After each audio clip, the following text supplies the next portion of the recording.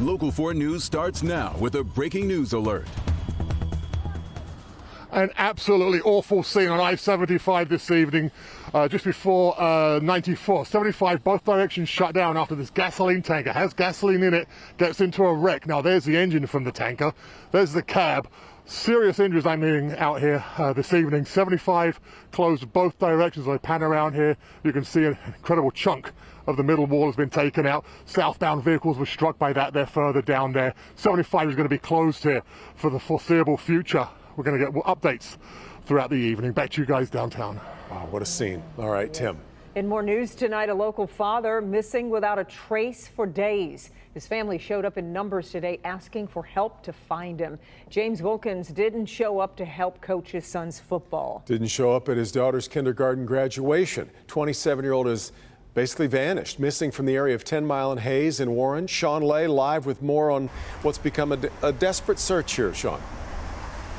Let's talk about how desperate, Kimberly and Devin.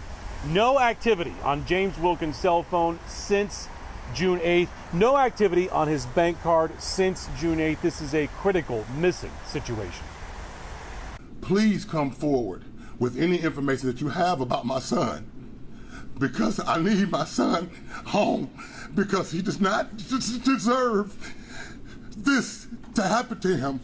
You can feel the pain that the family of James Wilkins is feeling right now tonight. The 27-year-old doting dad to his daughter and super involved with his son's youth football. He's been missing now since June the 8th. That day he was home at his apartment near 10 Mile and Hayes. The last contact was James texting with family the night of June 8th. Warren police working this case hard, saying someone linked to a tan 1999 Mercury Sable wagon is suspected to be involved in Wilkins just vanishing from his family. It's absolutely unlike him to be out of contact, especially with the family and his children. He coaches his son's football team. He did not return home for Father's Day, did not return home for his daughter's kindergarten graduation. Things that we do not think he would have missed if it were up to him. I miss him. His kids miss him. We need him home. We love him. Back here live. So here's the deal. Crime Stoppers and Warren Police organizing today's event to get the word out about James Wilkins, to get family a voice here that we're listening to tonight. You can call Crime Stoppers or Warren Police. As I say, they're working the case aggressively. They need something to get it going. We're live tonight. Sean Lay, Local 4. Yeah. All right, Sean. All right, so it's been pretty much a dreary day. Not the way we like to start the weekend, but we do need the rain. First full weekend of summer, Kim. Yeah, it is, absolutely. And we're getting some much needed rain continuing tonight across Metro Detroit, but starting to slack up a bit. In fact, in a few cities, you might have noticed your skies start to brighten just a little bit as the rain is starting to come to an end, but we still have a couple more hours before we will be rain free. So if you're headed out to dinner tonight, you still need the umbrella or a jacket.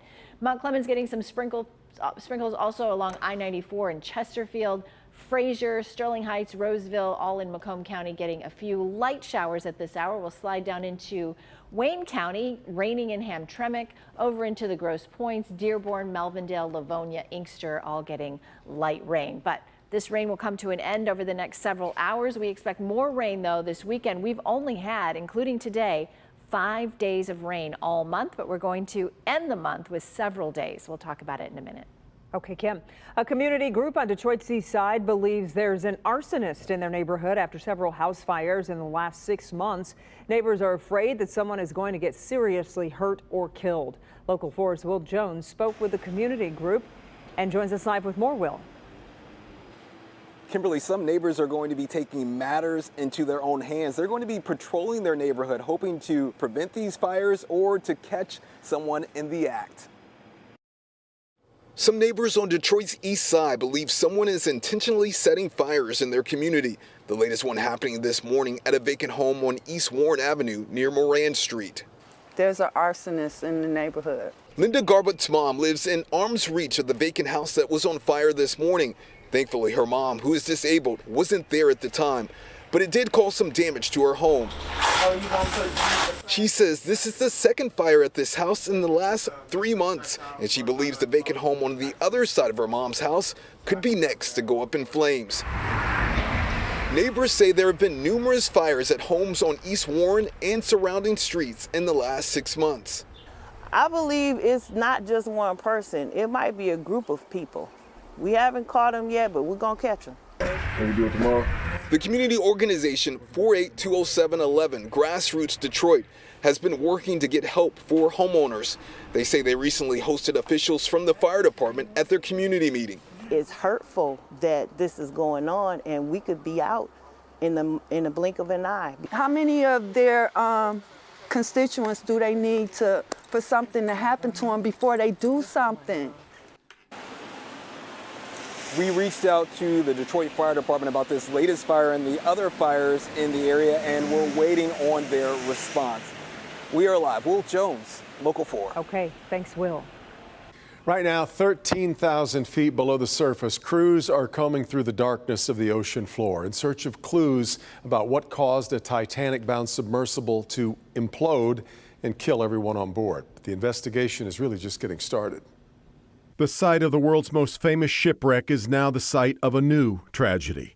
A Titanic-bound submersible found in pieces. The U.S. Navy reports detecting an acoustic signature consistent with a catastrophic implosion on the day the sub descended to the site this past Sunday. The location of the Titan submersible was in an area that was approximately 1,600 feet from the wreck of the Titanic. The 5 people on board have been pronounced dead.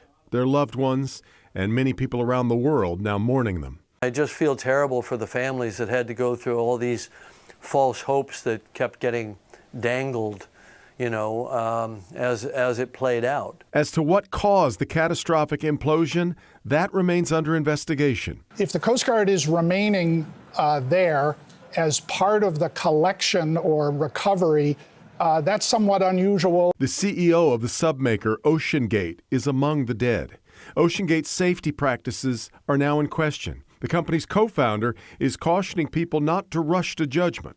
There are teams on site that are still going to be collecting data for the next few days, weeks, maybe months, and it's going to be a long time before we know exactly what happened down there.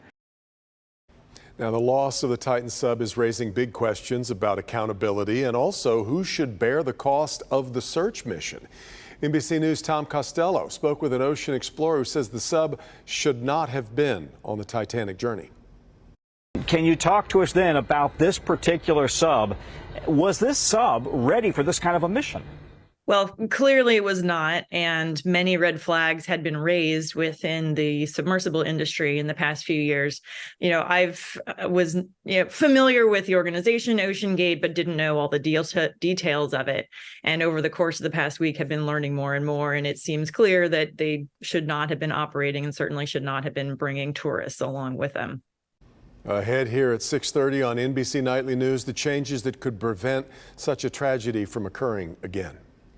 A statue of Dr. Martin Luther King Jr. was unveiled today in Hart Plaza, portraying the civil rights icon, delivering his famous "I Have a Dream" speech. Pamela Osborne gives us a closer look.